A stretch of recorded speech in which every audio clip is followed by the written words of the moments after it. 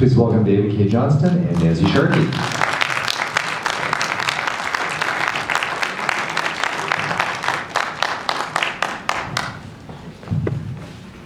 Thank you. Can you hear us in the back? Great. Thank you so much. David Cay Johnston, interesting film. Populist demagogue rises to power, complicit press. Little bit dated.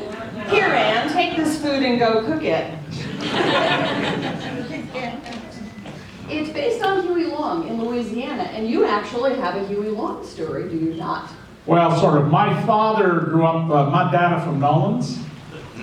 And when my father was a poor boy, he worked at the Roosevelt Hotel where Huey Long hung out, and he would run messages for him, as did other young men. And often, if he didn't have to go too far, he would pocket the streetcar money so he wasn't quite so poor. And one day, my father always loved telling the story. When he was 12 years old, he went to deliver a message to Huey Long in his suite one day, and Huey Long says, "Come here, boy." He walks into the bedroom and he pulls back the sheets where there's this very busty, naked woman, and he says, "Bet you never seen that before."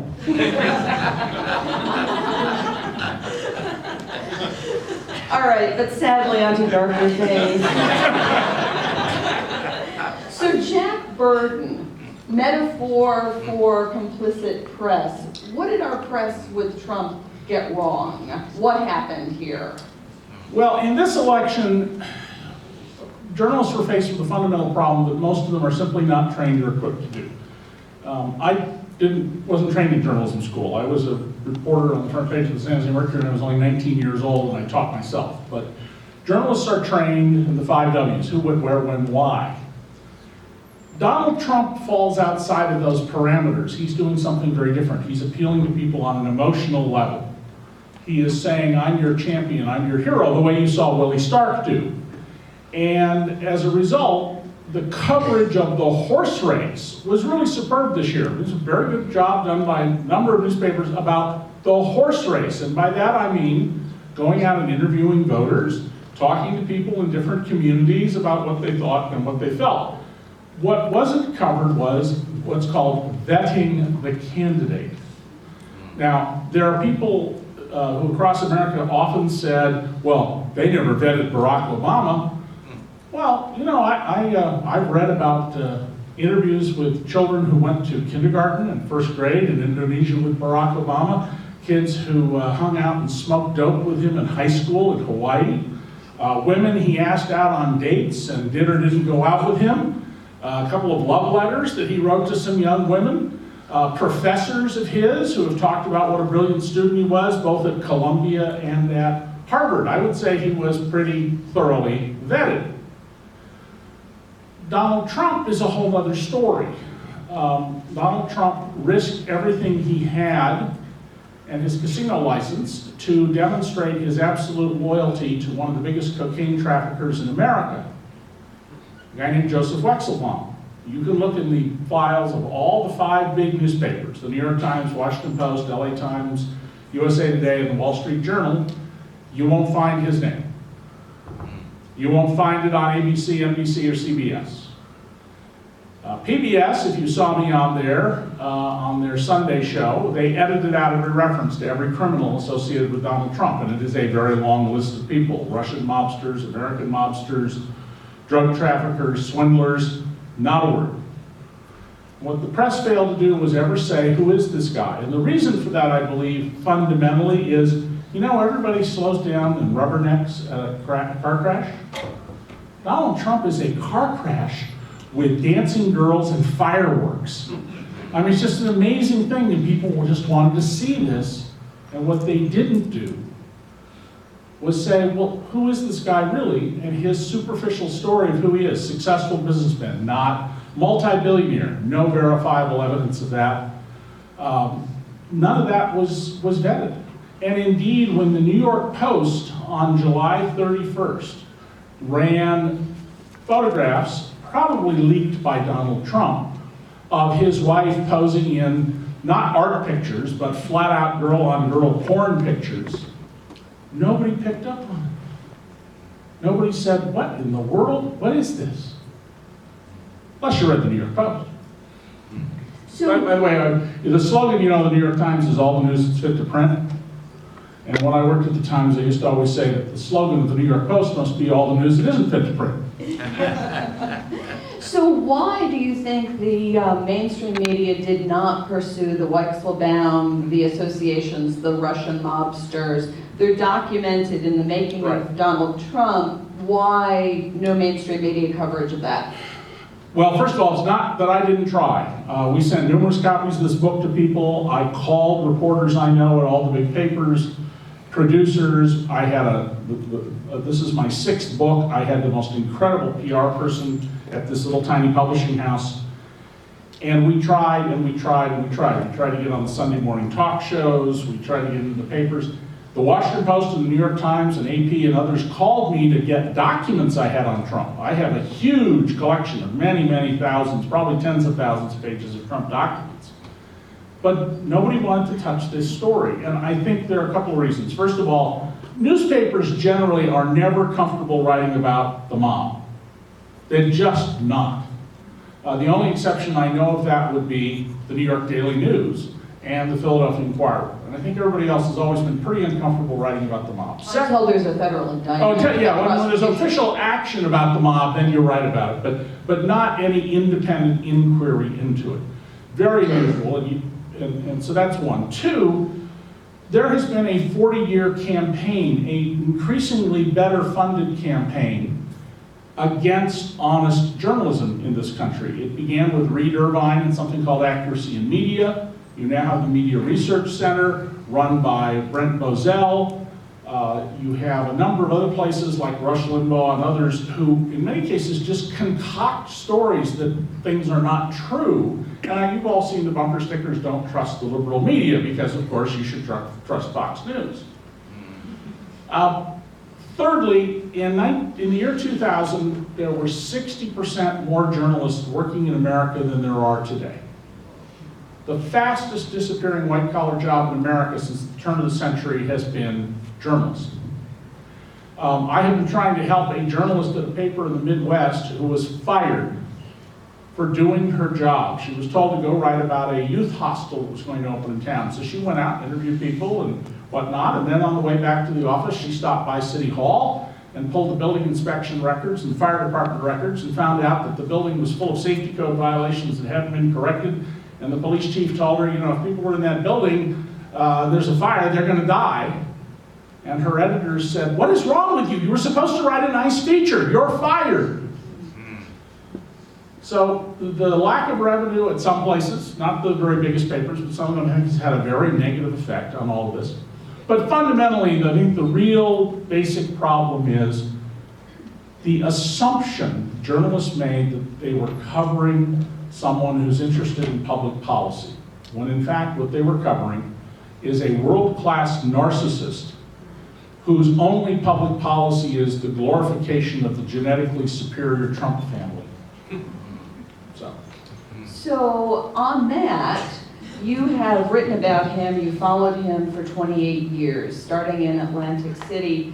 The book, what's so interesting to me about the book is you document his actions, what he's actually done over those 28 years, instead of what he said or Lord knows what he's tweeted. What can we learn from his actions about the kind of president that he will be? Oh yeah, one of the big problems I've always had with journalism is covering what politicians say instead of what they do. Donald Trump is so lacking in understanding how government works that he doesn't understand the duties, powers, and limitations of the presidency, even though he's been talking about being president publicly since 1985. He doesn't even know the job description, and after all, they wrote it down for him in Article 2 of the Constitution. And that goes to a fundamental theme about Donald that I show in the book by citing his own words. And I know for a few of us, this may be jarring for a few of you, but literally, Donald Trump doesn't know anything. There are things that my students at Syracuse University, where I have third-year law students and graduate business students, could answer like this. That when Donald is asked under oath, his response, which I quote at great length in the book, is gibberish. It's just gibberish. This is a man who says, I can learn everything you need to know about missiles in 90 minutes, and I know more about the ISIS than the generals do. So you now have this person with all the powers of federal law enforcement who's going to be confronted with lots of subtle, nuanced issues about geopolitics, who doesn't know a Shia from a Sunni, and I'm not sure, based on something the campaign posted, that Donald even understands that a Sikh is not a Muslim. So I think we're going to see unbelievable blunders, first of all. I think we're going to see cutting off of access by the press or radically pushing it back, withholding of government documents, the putting forth of the most radical and even troglodyte candidates for federal judgeships and administrative positions. And the biggest thing that I worry about in terms of the welfare of the country, Nancy, is Donald Trump has said we should kill the wives and children of terrorists, or the spouses and children of terrorists. That he's mused about why aren't we using nuclear weapons and using them in Europe, and he has advanced the primary foreign policy objective of the murderous autocrat Vladimir Putin to weaken or end NATO. Well, waterboarding, and he said we're going to do worse than that, is a crime. And my guess is that, and it isn't just a guess, I've interviewed some people about this, the very senior military commanders in the United States have had memos drawn up for them because what the military does is they war game things all the time, and they look at options all the time, and officers are taught to always look for more options. I'm pretty confident that they have been getting fully briefed on exactly how you refuse an illegal order from the President of the United States. Donald Trump is a man whose entire business is built on complete, unquestioned loyalty to him, to the point where if he himself has said and written in very different forums, many years apart, so it's not a gaffe, that if you work for him and he asks you to do a favor, and you say, well, no, that would be unethical, I can't do that. In Donald's words, you have now attacked me, and my purpose in life is to destroy you. And he's written about how he enjoys destroying the lives of other people. I've been trying to imagine what's going to happen with the military in that regard, and if he starts firing general officers of the United States military, I think you ought to be real concerned that we will not be a republic much longer. Wow. So if revenge and vengeance is one of his... Revenge is his motto. His motto, if it's one of his animating characteristics, are there any others? What motivates him? Well, Donald, who has this incredible insecure and ego, first of all, it's most important to him that you understand that he is fabulously rich. He's worth, well, he said in June 15th, back last year, he was worth $8.7 billion. A few years later, it was a few days later, 10 billion, and then more than 10 billion, and once 11 billion. And that's because, according to Donald, what determines his net worth, and he said this under oath, is his feelings, his emotions.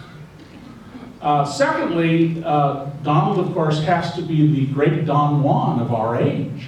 I mean, after all, he got national television news coverage 26 years ago of his statement that Madonna and Kim Basinger and Carla Bruni were pounding on his bedroom door because every woman has to have Donald Trump. Of course, two of them he'd never met, and the third one called him a lunatic.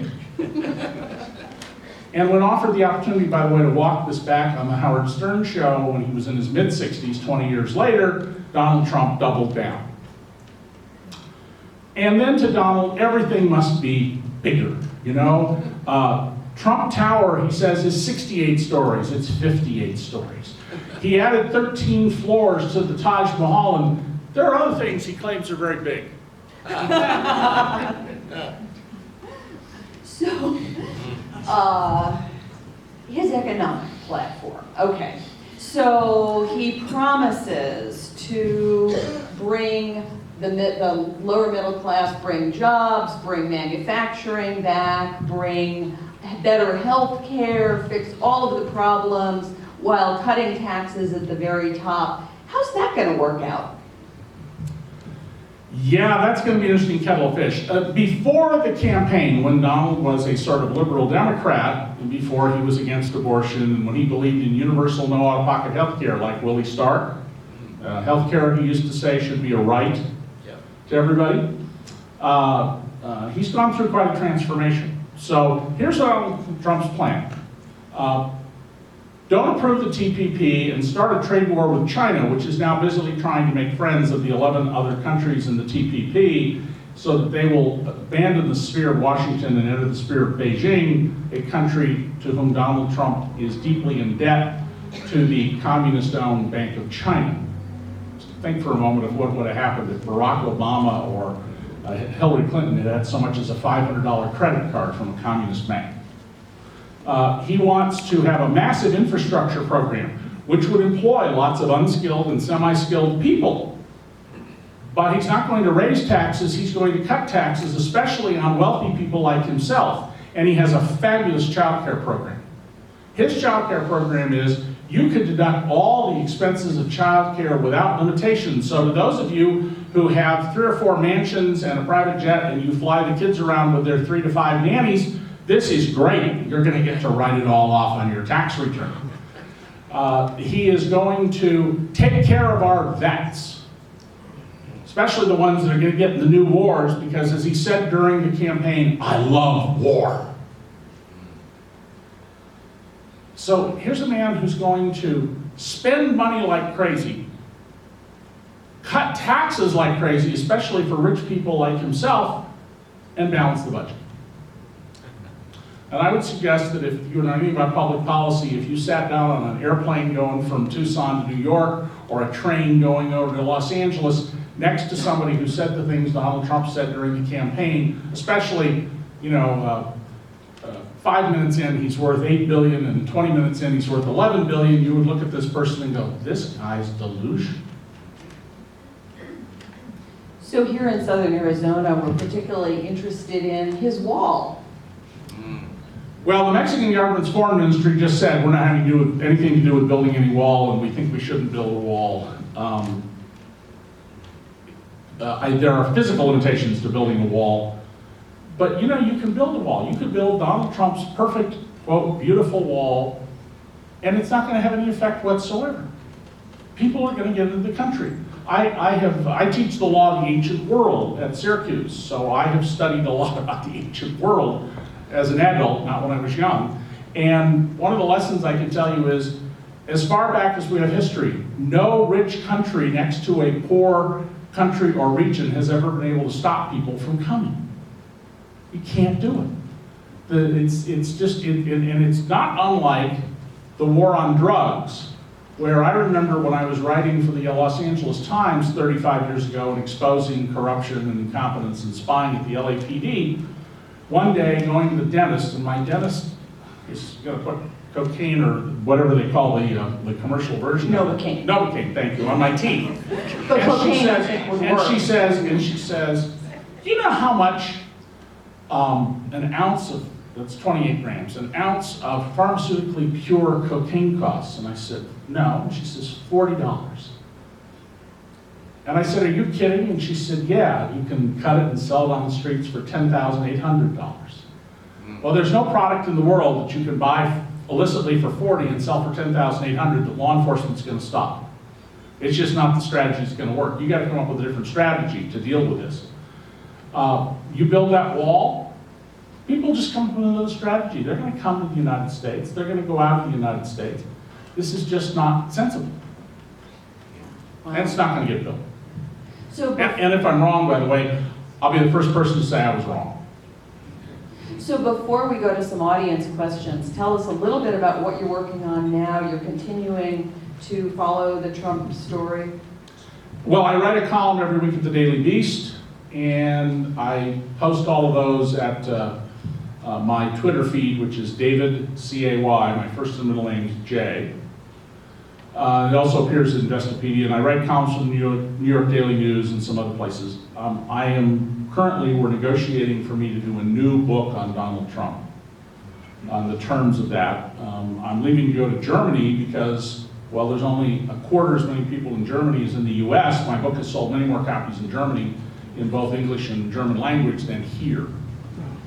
And I'm working on another big project that if I can pull it off, we will essentially track carefully what the Trump administration does. Great. Well, I'm sure you guys have a lot of questions for David, so shoot. Yeah, Nick. So you talked a lot about what we missed during the campaign. What can we do as journalists moving forward to make sure that we do our job, that we comfort the afflicted and afflict the comfortable? Well, pay attention to what the administration does, not what it says. Keep organized files so that you can go back and find things right away. And learn, with every story you do, more and more about how government works. Apparently, when the Trump entourage arrived at the White House, they did not understand that every single employee of the West Wing disappears on January 20th. They thought, oh, these are the people who are going to be the secretaries and that's how clueless they are. I believe that in the regulatory field, and that's one of the two courses I teach is regulation, business regulation, that in the regulatory field, they are going to rip out every consumer protection, every safety protection, every labor protection, every environmental protection. But they're not going to do it stupidly. They're not going to announce, we hereby repeal all worker safety rules. What they're going to do is put in new regulations that subtly block these things. And that means you're going to have to find experts and people and talk to them and know what they are. It's important also to pay close attention to the way in which the Trump White House says things. And I would encourage all of you when you go home to go to the internet and look at the comments by Kellyanne Conway today about Harry Reid, and implying at the very least that the Trump administration might try to sue Harry Reid for libel or slander. This from the, and by the way, in line with that, Donald called me at home April 27th to tell me if he didn't like the way I wrote stuff, he was going to sue me. And I said, Donald, you're a public figure. And he said, I don't care that I'm a public figure, I'll sue you anyway. Now, as of this month, I have been doing this for 50 years.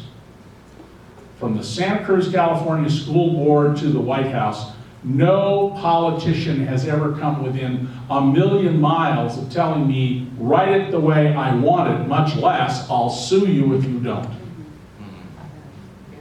Another question, yeah, over here. I also heard today that the Trump staff is now telling President Obama what he can and cannot do for January 20th, and they're telling him to keep his hands in the United States and not do anything overseas.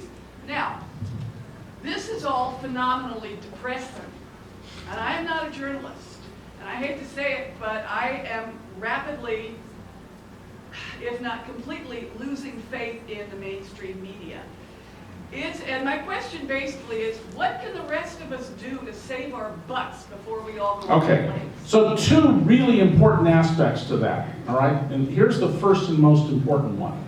The Soviets learned a powerful lesson, which is that if nobody trusts anything, the people in power win. The only people who win were the Soviet when they were able to have everybody else not trust anybody.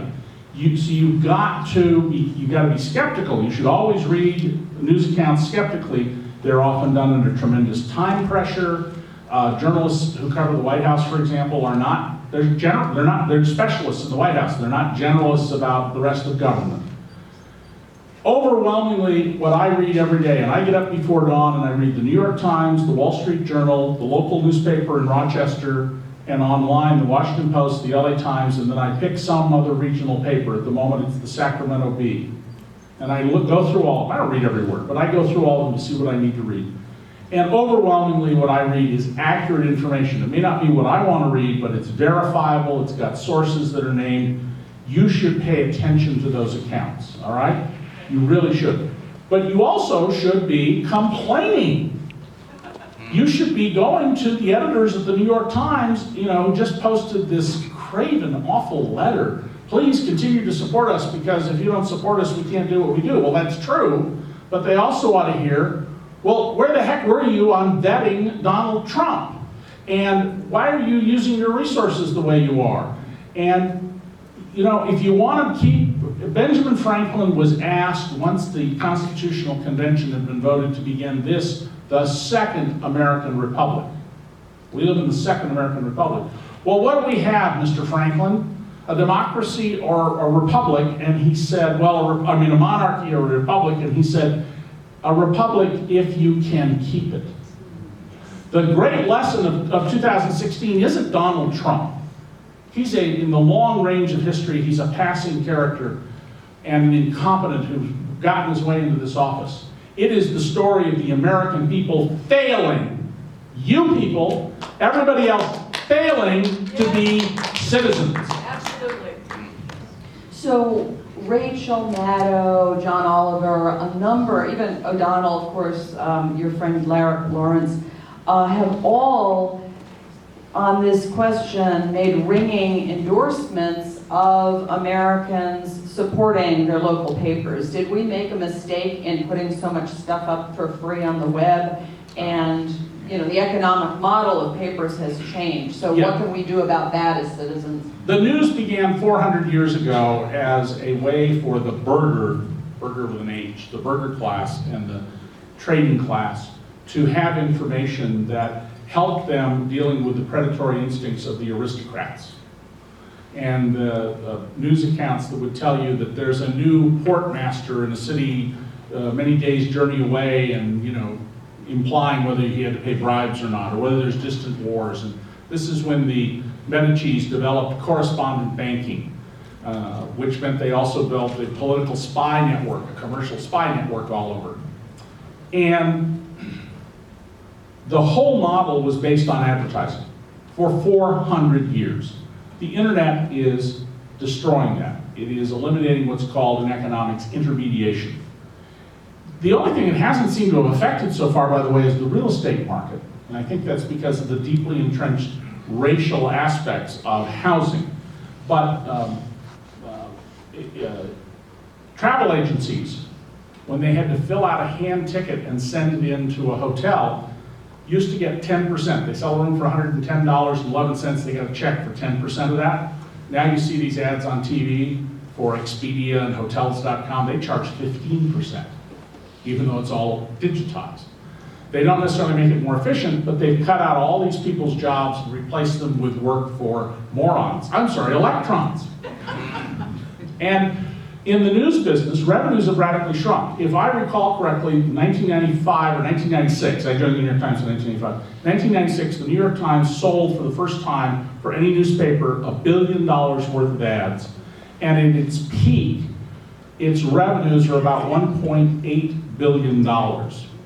Today, before adjusted for inflation, the New York Times revenues are down around $600 million, more than half of which comes from subscribers.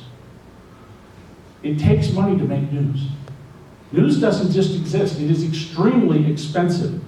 I once spent, in today's dollars, about $25,000 of the LA Times money on one paragraph of an article, very, very long article, but one paragraph that ran in what we used to call the women's section, in the feature section. You'd have a hard time getting $25,000 today for a big major story. So it is important that people pay attention to the news, otherwise we're just going to have the government telling you what to do, and be very, very alarmed if the federal government starts stepping on the First Amendment. Not just freedom of press, but freedom of speech, freedom of religion, which includes the freedom not to have a religion, and most dangerous of all, the right of the people to assemble peaceably and petition the government for a redress of grievances. Another question over here.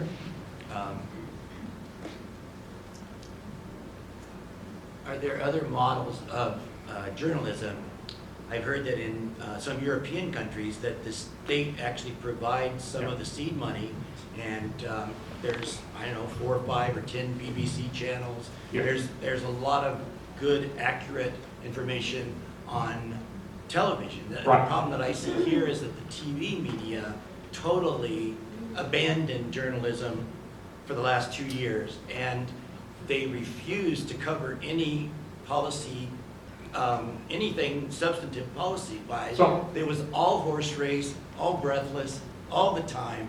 Okay. They should have set up the model so that once it was successful, PBS got paid, and you wouldn't have these fundraising drives. And the leaders of PBS and NPR are, and I know this because I know some of them, they are really afraid of Congress. They're afraid that Congress will just cut off their funding and even take away their station licenses if they do anything controversial. And by the way, if you haven't heard the horrible news today that Gwen Ifill died today.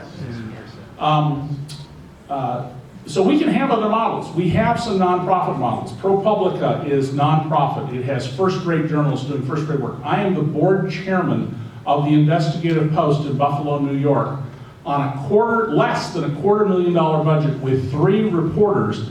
We were, and we've been credited by the federal government with the ones who got the 9 indictments of allegedly corrupt leaders of the Cuomo administration, and we got a lot more coming, with 3 people.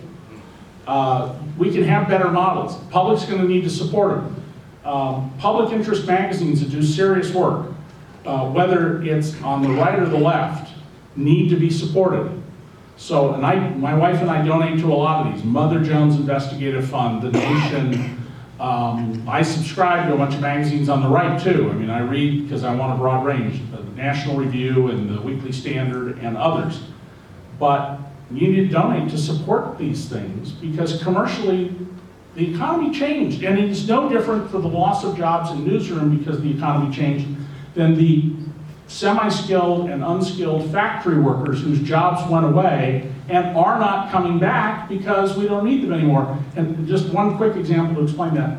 When we first developed steel, it was created by guys with big guns taking an iron blade and pounding carbon into it. And a ton of steel took multiple man-years of labor to make. Years of labor. Today, it takes less than 1 hour of labor to create a ton of steel. Those jobs, that era, the industrial era, in which inefficiency created jobs, that's over. Efficiency is here now. And so the challenge in the future is, do people have work at all? What kind of work do they do? There's a whole lot of work done by one of my colleagues at Syracuse University in the law school about whether what we really need is a society where everybody owns capital. And we figure out how to have everybody own capital so that we all have an income from that capital. Otherwise, we're going to see a society where the inequality I've been documenting thoroughly for the last 20 plus years is going to go way off the chart, despite the current squeezing of it. Another question right here in the black sweater. How smart is Donald Trump? Did he beat the media like a drum, or is he just a horrific accident?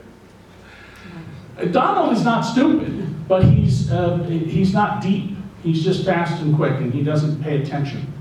Was one of the first things I caught on to about Donald was he's quick. He's very quick, but he's as shallow as a sheet. And you'll notice he met with President Obama and immediately came out and talked about, well, we're going to just get rid of Obamacare. We're going to try and keep 2 things. We're going to keep pre-existing conditions and young people until they're older can stay on their. That's all the money. That's where all of the money is. And what that said is, and I've known this about Donald for forever, is the last he's like a newspaper reporter. The last person he talked to is the most important thing going on in the world. So no, he's not smart in that sense. He is a master salesman and he's a con artist. And if he thinks you will give him $1 million for that sweater, trust me, you will hear things about that sweater until you're happy, just so happy to sell your home and give him $1 million so that you keep the sweater rather than he gets it. Yeah, right there, the glasses. Yes, I was wondering what you thought of David Fairholtz's reporting, and is there any other stories like that that are likely to come out? And why don't you explain it? Yeah, David Fairholtz is a young reporter at the Washington Post. And he did something I actually did on Donald Trump in 1990. Donald Trump claimed he was giving all this money to charities, and I picked up the phone, I called about 60 charities. None of them said they were getting any money from him. And my editors then at the Philadelphia Inquirer said, well, we can't run a story about a negative, and so we didn't. But this time around, the Washington Post, when David started doing it, He's now up to over 300 charities where there's no evidence Donald gave any money. And he has been brilliant about it. He has shown at least 9 illegal acts by the Donald J. Trump Foundation, which now has been ordered to stop soliciting money. There's a lot of what's called self-dealing. 40% of the money the Trump Foundation gave away in its most recent year was to benefit Trump. I have analyzed the giving of the Trumps and the Clintons. I trained the Chronicle of Philanthropy's news staff when they started 30-some years ago, or 30 years ago, I guess, and showed that based on Donald Trump's claimed wealth and the Clintons' known wealth, the rate of giving by the Clintons is 998.9 times that of Donald Trump. And if you accept his claims about all the gifts nobody can find any record of, it's still 37 times that much. Fahrenholtz should get a Pulitzer-Prize, and if he doesn't, it's a real outrage. It's a rigged system. Yeah, it's a rigged system. That's right. He's done just fabulous work. The Post has done very, very good work on the things they did. I would fault the Post, however, and I supplied them a lot of documents and was interviewed by the reporters for background, and I think a couple times quoted, for writing this in a way that, you know, you gotta be a pretty highbrow, college-educated, public policy-oriented person to really know what the hell is going on, to quote Donald Trump, after you read one of their stories. There's a question in purple. Yeah, that sort of brings me to my question. What difference does excellent, honest journalism make if there's a huge faction that just won't believe it, and how do you overcome that? Well, I think that's a real problem with democracy. The underlying theory of our democracy, this is the new course I'm developing to teach at Syracuse, is that reason and civil debate will lead us to the best choices. And so you want to have every voice out there, including people who lie. When the First Amendment was adopted, newspapers in that era in the US just routinely just made up total, complete lies. And yet the framers voted to make it law. And so there's a deeper underlying problem to this. Look at how many people actually will say, how easily television and radio and newspapers find people who believe that dinosaurs and human beings coexisted. The Earth is literally only 7 years old. Noah's Ark was a real event. And we even have taxpayer money for the Kentucky Museum about Noah's Ark, and there's a little statue, a little animatronic of a boy riding a triceratops with a saddle. I mean, did any of you, if you're my age, when you were a kid, think for a moment that Barney Rubble and the rest of them in the Flintstones were for real? Well, so what we are not in our education. We have an education system in this country that was designed in the mid-19th century to produce people to work in factories and offices who would be efficient, knew their reading, writing, arithmetic, and would follow orders. What we need is an education system today that teaches people scientific method, how things work, critical thinking skills, analytical skills, narrative skills that you only can get, I believe, from reading novels, many of them, and understanding them and thinking about them. And we're not doing that. And the rest of the world is moving beyond us. I've had much better conversations in the last 20 years with random waiters or hotel clerks or taxi drivers in rural Germany, rural Slovakia, rural Canada, Singapore cafes than with American MBAs sitting next to me in first class on a coast-to-coast flight. It's really, really disturbing. In one case, I had a man who, he saw me put down the New York Times, doesn't know who I am. I was still at the Times then, and he goes, "You don't read that, right, do you?" And I said, "Well, I don't. I just bought it in the airport." And he says, "Well, you know, it's all opinion. There's no facts in it." And I said, "Really? I haven't read. I just usually I read it on the paper. I just bought this." And I cajoled him. It's a word that keeps coming up today in my vocabulary. Cajole. I cajoled him into reading the paper. And there was a story on the front page that day, I believe, by Phil Shannon that I was going to use, the lecture I was going to give in California to journalism students, that was just a model of how to take a sensitive, difficult issue and cover it in a perfectly balanced way. And anyhow, I keep talking to him, and he keeps going through it, and finally he says, "Well, look at this. This is just opinion. This just leftist idea." And I looked over and I said, "Well, That's Paul Krugman's opinion column, and I should introduce myself. This guy gave me his business card. He's a senior vice president and director of a major bank. He's wearing a $4,000 suit next to me in first class, and he literally did not understand the difference between the news section, the editorial page, and the op-ed page. All right, time for one more. Yeah, in the...